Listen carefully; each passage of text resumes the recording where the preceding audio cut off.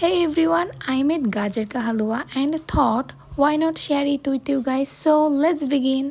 অনেকদিন পর একটা রেসিপি ভিডিও নিয়ে এসেছি। আসলে গাজরের হালুয়া এক একজন এক এক রকম করে বানায়। আমি কিভাবে বানাই সেটাই আজকে তোমাদের সাথে শেয়ার করব।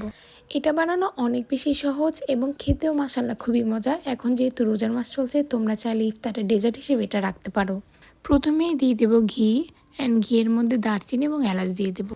দারচিনি এবং এলাচকে হালকা কিছুক্ষণ ভেজে নিয়ে কুচি করা গাজর দিয়ে দেব।